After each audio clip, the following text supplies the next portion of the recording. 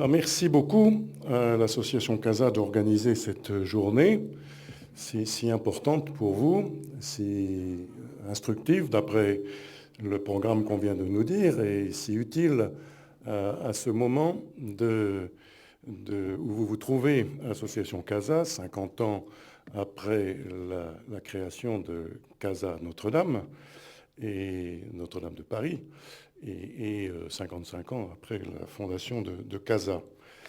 C'était très beau d'associer aussi les Bernardins, comme vous l'avez dit Laurent tout à l'heure, de la même époque, voilà, vivant chacun de ces deux édifices, vivant chacun sa vie, mais durant depuis tout ce temps ensemble et retrouvant l'un après l'autre une vie pour Notre-Dame, ça vient, et pour les Bernardins, c'est fait depuis quelques années, retrouvant une vie qui les met dans leur propre vocation. Voilà. Je pense que ça, c'est extrêmement important, même si la vocation des Bernardins a forcément changé au cours des siècles, et celle de Notre-Dame n'a pas tant changé que cela, et nous y resterons évidemment bien fidèles. Je voudrais dire quelques points, énoncer quelques points de réflexion au début de cette journée.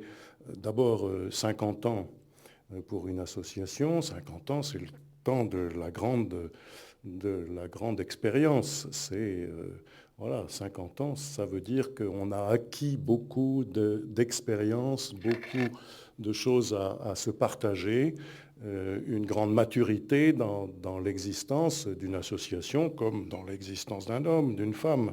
Et donc, ceci mérite d'être tout à fait souligné et de faire le point au bout de ces 50 années de présence à Notre-Dame de Paris.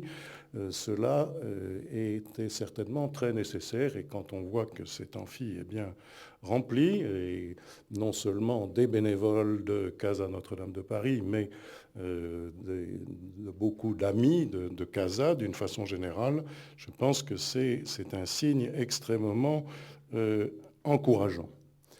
Alors, les casas, c'est des communautés d'accueil, et le mot d'accueil a évidemment une signification extrêmement importante. Pas simplement parce qu'il s'agit d'être gentil avec les gens qui viennent, mais parce que vous mesurez combien accueillir est un signe profond de la position du croyant. Il accueille tout le monde. Souvenez-vous, au livre de la Genèse, dans la lettre aux Hébreux, citant le livre de la Genèse, la rencontre d'Abraham au chêne de Mambré avec les 3 visiteurs, voilà, certains, dit la lettre aux Hébreux, certains ont accueilli sans le savoir des anges. Voilà. Et c'est extrêmement important de souligner ceci et de se dire, quand nous accueillons, je pense aussi à la règle de Saint Benoît, celui qui est le portier, le frère portier, doit accueillir tout le monde avec grande générosité parce que c'est Dieu lui-même qui l'accueille. Voilà. Et donc, ce que vous faites en accueillant, ça n'est pas simplement un geste commercial dont vous êtes incapable, parce que ce n'est pas ça votre vocation, mais c'est un geste qui dit profondément une intention fraternelle, charitable, venue du Seigneur lui-même, qui vous invite à cela.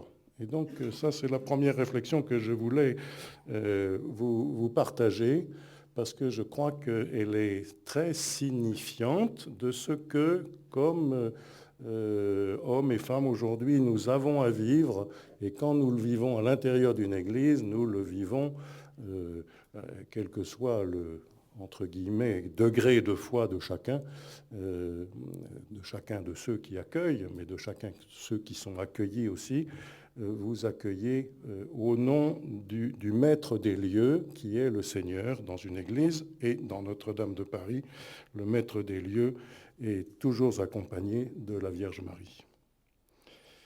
Deuxième chose qui me fait réfléchir, dans les situations présentes que nous vivons, vous avez vu exploser au cours de ces 50 ans la nécessité d'accueillir toutes les langues et toutes les cultures de la Terre.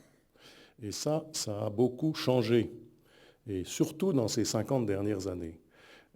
Bien sûr qu'il y avait des étrangers qui visitaient Notre-Dame de Paris avant ce demi-siècle, c'est clair, mais aujourd'hui, ça s'est accentué d'une façon considérable. Et cela soulève de façon très intéressante comment dire, une question nouvelle. C'est le mystère des langues multiples, abritant le mystère des cultures multiples qui traversent notre monde, qui est devenu résolument pluriel. Il l'était avant, mais chacun restait quand même majoritairement cantonné dans sa zone culturelle. Aujourd'hui, chacun est invité ou s'invite lui-même à sortir de sa zone culturelle, à se transporter avec sa zone culturelle et à aller à la rencontre d'autres zones culturelles du monde.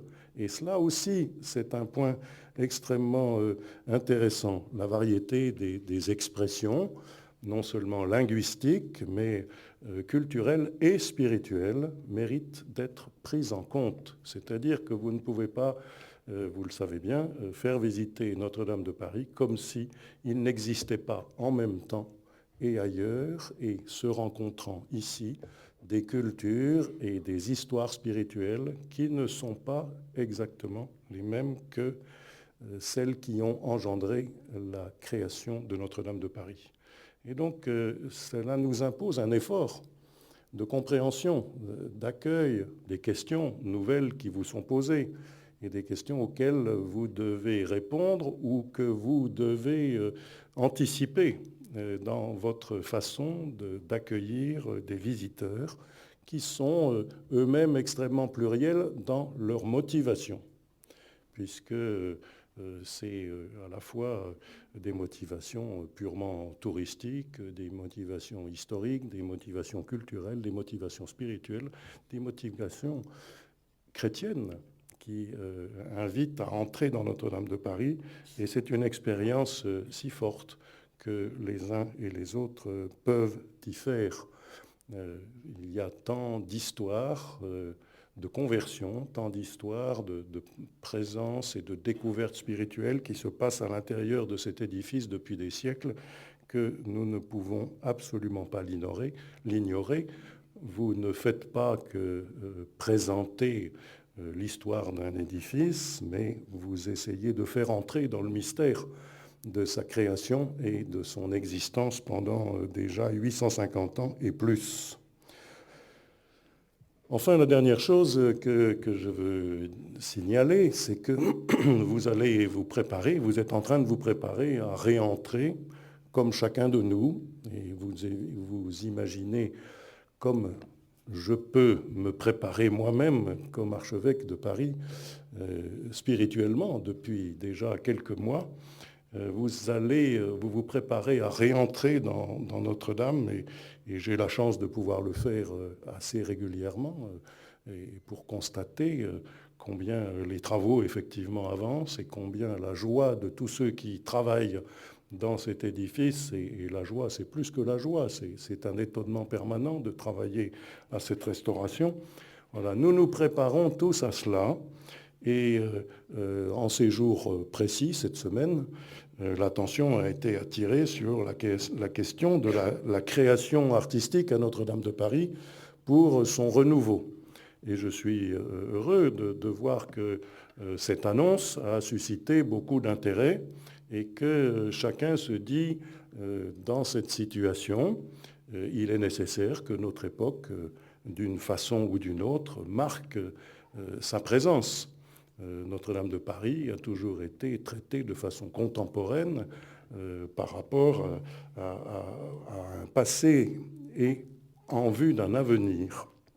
Je pense que c'est une introduction nécessaire, cette recherche artistique à laquelle nous nous convions nous-mêmes, c'est une introduction nécessaire à ce qu'est pour nous, chrétiens, pour nous qui faisons de ce lieu un lieu de prière, pour moi qui suis responsable de la célébration liturgique dans cette église cathédrale, c'est une introduction nécessaire au mystère de Dieu tel que le Christ nous l'a révélé.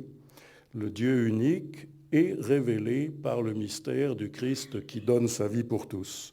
Ce que nous aurons à choisir, ce que j'aurai à décider dans quelques mois concernant la création artistique pour le mobilier liturgique dans cette cathédrale qui retrouvera son usage de lieu de célébration de la foi chrétienne et de lieu de témoignage de la foi chrétienne au milieu des nations, au milieu des cultures, au milieu des langues, comme je le disais à l'instant.